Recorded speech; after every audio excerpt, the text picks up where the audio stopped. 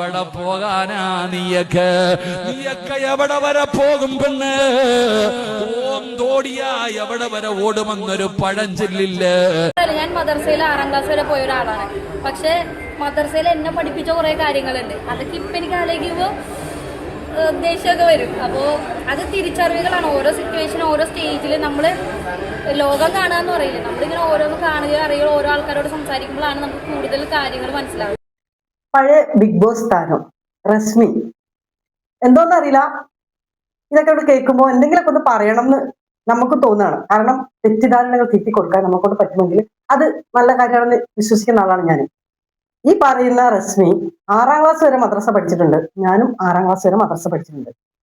എന്റെ മക്കൾ 10ാം ക്ലാസ് വരെ പഠിച്ചിട്ടുണ്ട്. 2 പെൺകുട്ടികൾ. മോന് 5ാം ക്ലാസ് വരെ പഠിച്ചിട്ടുണ്ട്. അപ്പോ ബാക്കിയുള്ളതെല്ലാം വിടാം. നമ്മൾ തന്നെ പറയാം. ഈ മദ്രസയിൽ ഇത്രയും കാലം നമ്മൾ പഠിച്ചിട്ട് നമുക്കൊന്നും അറിയാത്ത കാര്യങ്ങൾ ഈ റസ്മിക്ക് ഉസ്താദ് പഠിപ്പിച്ചു കൊടുത്തത് വല്ലാത്ത ഒരു വിഷമായി. അപ്പൊ ഇത്രയും എന്ത് രഹസ്യമായിട്ടാണ് ഈ കുട്ടീനെ മാത്രം എത്തിയിട്ട് ഉസ്താദ് പഠിപ്പിച്ചു കൊടുത്തതെന്ന് അറിയില്ല. ഞങ്ങളൊക്കെ പഠിച്ചതില് ഇന്നും നമുക്ക് കൊണ്ടു നടക്കാൻ പറ്റുന്ന ഒരുപാട് അനുഗ്രഹമായിട്ടുള്ള കാര്യങ്ങളാണ് നമുക്ക് മദ്രസയിൽ കിട്ടിയത്. അതുകൊണ്ട് തന്നെ നമുക്ക് ഒരു വട്ടം കള്ളം പറയുമ്പോഴും നമ്മൾ അറിയാതെ നമ്മൾ തെറ്റിലേക്ക് പോകുമ്പോഴും പടച്ചവനെ നമ്മളെ ഉസ്താദുമാര് നമുക്ക് പകർന്നു തന്നത് നമ്മൾ പഠിച്ചത് ഇങ്ങനെയല്ലല്ലോ, അങ്ങനെ ഒരു പേടി നമുക്ക് വരുന്നത്. കാരണം ചെറുപ്പത്തിലേ ഉള്ളത് ഇത് ഇവള് പറയുന്നുണ്ട്, നമ്മൾ ഒന്ന് പഠിച്ചു കഴിഞ്ഞാൽ പിന്നെ അതിനെ തന്നെ പിന്തുടരണം എന്ന്. ആ ഒരു വീഡിയോ ഞാൻ അവള് പറഞ്ഞിട്ടുള്ള ഒരു കാര്യം വേറെ ഒന്നും കൂടെ ഉണ്ട്. എന്റെ ചുറ്റുവട്ടത്തുള്ള ആൾക്കാരാണെങ്കിലും ഒരു പൊട്ടക്കിണറ്റിലാണ് കിടക്കുന്നത്. അവര് അതിന് വെളിയിൽ വരാൻ തയ്യാറല്ല. അവരെ പറഞ്ഞു പഠിപ്പിച്ചിരിക്കുന്നത് ഇതാണ് ലോകം, ഇതിനുള്ളിൽ അവരുണ്ടാക്കിയ റൂൾസ് ആൻഡ് റെഗുലേഷൻസ് ആണ് ലോകം എന്നാണ്. അതിന് വെളിയിൽ വന്ന് പുറത്തേക്ക് ചാടിയാൽ മാത്രമേ അറിയുള്ളൂ പുറത്തും വേറൊരു ലോകമുണ്ട്. ഇവിടുത്തെ കൾച്ചറാണോ വേറെ സ്ഥലങ്ങളിലുള്ളത്? അല്ല. ഇവിടുത്തെ ബിലീഫ്സ് ആണോ വേറെ സ്ഥലങ്ങളിലുള്ളത്? അല്ല. എല്ലായിടത്തും ഡിഫറെൻ്റ് ആണ്. നമുക്ക് എന്താണോ പറ്റുന്നത്, നമുക്ക് എന്താണോ നമുക്ക് സ്വീകാര്യമായിട്ടുള്ളത് അത് നമ്മൾ ഫോളോ ചെയ്യുക. മുന്നിലേക്ക് ഭാഗത്തുള്ളവര് പൊട്ടക്കിണറ്റിലെ കിടക്കുന്ന തവളയെ പോലെയാണെന്ന്. അതായത് റസ്മി മാത്രമേ തവള അല്ലാത്ത രീതിയിൽ പൊട്ടക്കിണറ്റിൽ നിന്ന് പുറത്തു പോയിട്ടുള്ളൂ. ബാക്കി എല്ലാവരും പൊട്ടക്കിണറ്റിലാണ് കിടക്കുന്നത്. ആ പൊട്ടക്കിണറ്റിൽ കിടക്കുന്നവർക്ക് ആ ചുറ്റുഭാഗത്തുള്ളത് മാത്രമേ ഇതാണെന്ന് അറിയുന്നുള്ളൂ. ഇവളാണ്, റസ്മി മാത്രമാണ് ലോകം മൊത്തം കണ്ടിട്ടുള്ളൂ. അപ്പൊ ഇവിടെയുള്ള കൾച്ചറാണോ അവിടെയുള്ള കൾച്ചറാണോ ഇവിടെ ഉള്ളതെന്നാണ് റസ്മിൻ ചോദിക്കുന്നത്. അതായത് എനിക്ക് പറയാനുള്ളത്, റസ്മിൻ കണ്ടിട്ടുള്ള കൾച്ചറുകളൊക്കെ ഒരു പക്ഷേങ്കിലും ഇസ്ലാമികപരമായിട്ട് കുറച്ച് ബുദ്ധിമുട്ടുള്ള കൾച്ചറുകളായിരിക്കും.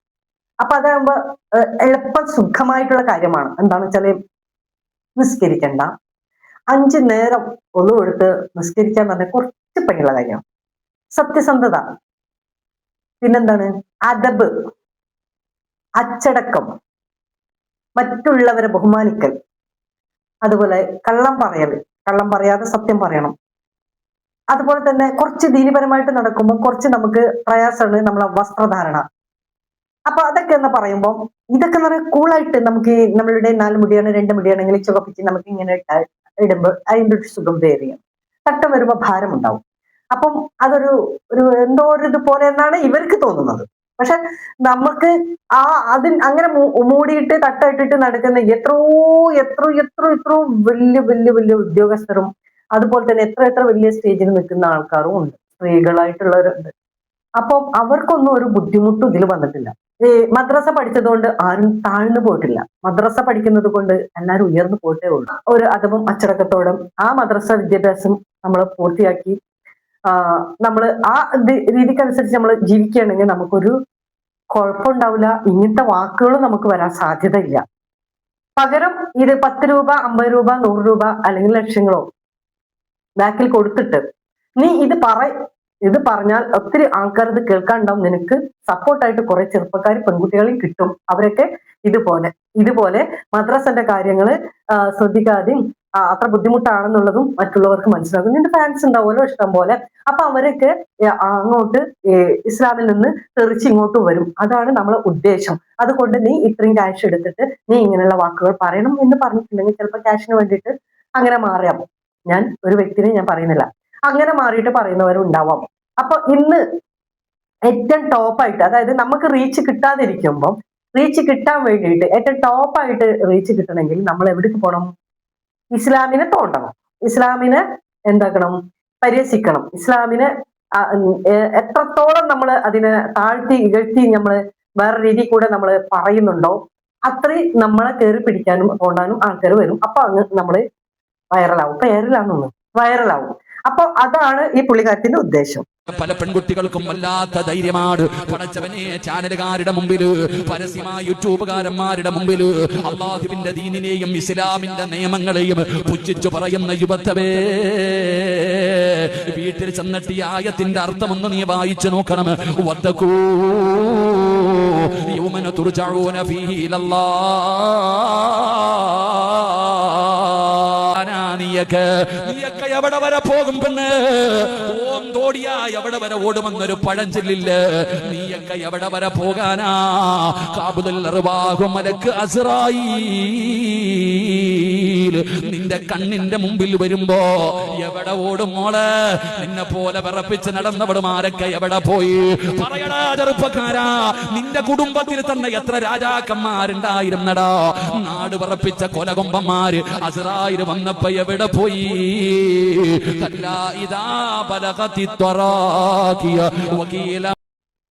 ഭയങ്കര പ്രശ്നക്കാരാണ് ഈ മതം എന്ന് പറഞ്ഞത്. ഭയങ്കര പ്രശ്നമാണ്. ഇവരുടെ മാതാപിതാക്കളും അവരുടെ മാതാപിതാക്കളും മറ്റുള്ളവരൊക്കെ കാലകാലങ്ങളിലായിട്ട് ഈ മതത്തിന്റെ ഉള്ളിൽ കൂടെ തന്നെയാണ്, ആ ചുറ്റവട്ടത്തിൽ കൂടെ തന്നെയാണ് ജീവിച്ചിരുന്നത്. അവർക്കൊന്നും ഇല്ലാത്ത പ്രശ്നങ്ങളും ഭയങ്കര പ്രശ്നങ്ങൾ വന്നത് റസ്മിന് മാത്രമാണ്. പൊന്നാര റസ്മിനെ ഞങ്ങളെല്ലാവരും എന്ന് വെച്ചാല് എത്രയോ കോടി ജനത ഇപ്പോഴും പഠിച്ചുകൊണ്ടിരിക്കുന്ന, ഇനിയും പഠിക്കുകയും ചെയ്യും, ഇതുവരെ പഠിച്ചും വന്നിട്ടുണ്ട്. അവർക്കൊന്നും ഇല്ലാത്ത പ്രശ്നങ്ങൾ നിനക്കുണ്ടെങ്കിൽ അത് നിന്റേതായിട്ടുള്ള, നിന്റെ മാത്രം മാനസികമായിട്ടുള്ള പ്രശ്നമാണ്. ആദ്യം ചികിത്സിക്കേണ്ട നിനക്കാണ്.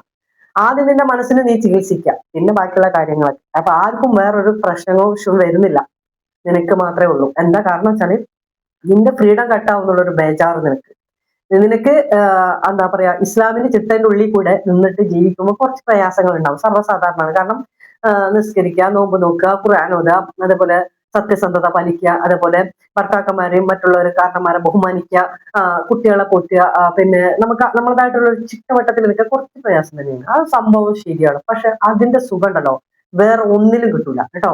അപ്പൊ നമുക്ക് ഫ്രീ ആയിട്ട് ജീവിക്കാനാണ് ഇതെല്ലാം ഒഴിവാക്കിയിട്ട് പോകുന്നെങ്കിൽ താൽക്കാലികം മാത്രമേ ഉണ്ടാവുള്ളൂ. കുറച്ചു കാലം കഴിഞ്ഞാൽ മനസ്സിലാവും ഈ ദീനിന്റെ അല്ലെങ്കിൽ ഈ മതത്തിന്റെ, ഏത് മതമായാലും ശരി, ആ മതത്തിന്റെ ചട്ടക്കുട്ടിയിൽ നിൽക്കുമ്പോൾ നമുക്ക് മനസ്സിലാവും. അതിന് പുറത്ത് പോകുന്ന ഏതൊരു വ്യക്തിയും പിന്നീട് പിന്നെ അതിനെപ്പറ്റി മനസ്സിലാക്കാനുള്ള ഒരു ബോധം വരും. ഇപ്പം ബോധം വന്നിക്കണെന്നല്ല പറയുന്നത്, പക്ഷെ ഇപ്പം ബോധം പോയിക്കാണ് റസ്മിന്റെ.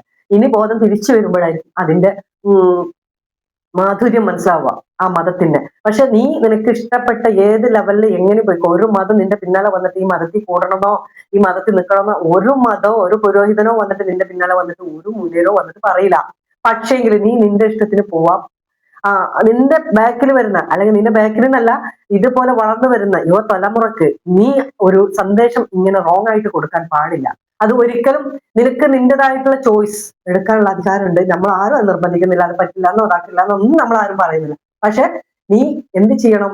നിന്റെ ഇഷ്ടത്തിൽ നീ പോവാ, പകരം നീ മറ്റുള്ളവർക്ക് റോങ് ആയിട്ടുള്ള സന്ദേശം കൊടുക്കാതിരിക്കുക. അത് മാത്രമേ വേണ്ടത്. കാരണം നമ്മൾ പറയും, നമ്മൾ വിചാരിച്ച മാതിരിയല്ല നമ്മളെ മക്കൾ വളർന്നുണ്ടാക്കുന്നുണ്ട്. നമ്മൾ ദുആ ഉണ്ട്, നമ്മൾ ദുആ കൂടെ പോകണം. അതുപോലെ തന്നെ അത് ആ സമയം നമ്മൾ പഠിപ്പിക്കേണ്ടതെല്ലാം പഠിപ്പിച്ചു കഴിഞ്ഞിട്ട് നമ്മൾ പെൺകുട്ടികളാണെങ്കിൽ ആ രീതിക്കനുസരിച്ച് ഒതുക്കി വളർത്തണം. ഒരുപാട് ഫ്രീഡം അങ്ങോട്ട് കൊടുക്കുമ്പോഴേ ഇതേപോലെ തിരിച്ചിട്ട് വരും. അതിന്റെ ആയിട്ട് നടക്കേണ്ടി വരും സമൂഹത്തിന് മുന്നിൽ മാതാപിതാക്കൾ. അപ്പൊ അത് അവരർഹിക്കുന്നത് തന്നെയാണ് കിട്ടിയിട്ടുള്ളത്, തിരിച്ചു കിട്ടിയിട്ടുള്ളത്. ഉപദേശം കൊടുക്കേണ്ട സമയങ്ങൾ കഴിഞ്ഞിട്ട് ഉപദേശം കൊടുത്തിട്ട് ഒരു കാര്യമില്ല. അതാണ് സംഭവിച്ചിട്ടുള്ളത്. അപ്പോ എല്ലാവരും മക്കളെ പോറ്റി വളർത്തുന്നുണ്ട്. അപ്പൊ നമ്മളെ ചട്ടക്കൂട്ടിൽ നിന്നിട്ട് ആ രീതിക്കനുസരിച്ച് വളർത്തുമ്പോൾ അതിൻ്റെതായ രീതിയിൽ മക്കൾ വളരും, ഉറപ്പാണ്, എവിടെയും പോകാൻ പോകില്ല. പിന്നെ ഇപ്പത്തെ വളരുന്ന തലമുറക്കൊക്കെ ഉള്ള എല്ലാ സ്വാതന്ത്ര്യങ്ങളും കൊടുത്തിട്ട് അവർ എവിടെ പോകണം എന്ത് പോകണമെന്ന് പോലും അന്വേഷിക്കാതെ തോന്നിയ രീതിയിൽ വിട്ടിട്ട് തോന്നിയ രീതിയിലായി കഴിഞ്ഞ് പിന്നെ ലാസ്റ്റ് പോയിട്ട് പിടിച്ചു നോക്കിയാൽ കിട്ടൂല കേട്ടോ. അതിനെ പറഞ്ഞിട്ട് കാര്യമൊന്നുമില്ല. അപ്പൊ ഇതേപോലെ ഓരോ പ്രസ്താവനകൾ ഇറക്കിക്കൊണ്ട് വൈറലായിട്ട് വരുമ്പോൾ അവർക്ക് ട്രെൻഡിങ് ആണത്.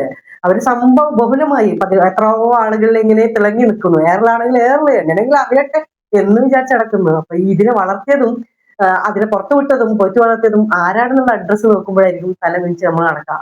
അവർക്ക് ഇപ്പോഴും ബോധം വന്നിട്ടില്ല. അവർ ബോധം വന്നിട്ടെന്ന് പറയുകയാണെങ്കിലും ബോധം ഉണ്ടെങ്കിൽ ഒത്തിരി ഇത്തിരിയൊക്കെ ഉള്ള കാര്യങ്ങൾ പറയോ? ഇല്ല. എന്തായാലും നിങ്ങളുടെ അഭിപ്രായങ്ങൾ അറിയിക്കാം. ഓക്കെ, അസ്സലാമു അലൈക്കും. كلا إذا بلغت التراقي وقيل من راق وظن أنه الفراق والتفت الساق بالساق إلى ربك يومئذ المصاق മലക്കുകൾ നിന്നോട് പറയും വിളിക്കാറ് ചാനലുകാരെ വിളി, യൂട്യൂബുകാരെ വിളി, നിന്റെ കൂടെ നടന്നവരെ വിളി, ജയ് വിളിച്ചവരെ വിളി. രാവും പകരും നിന്റെ കൂടെ ഒരുപാട് പേരും നടന്നല്ലോ, ഞങ്ങൾ കൊണ്ടുപോകാമെന്നതാ.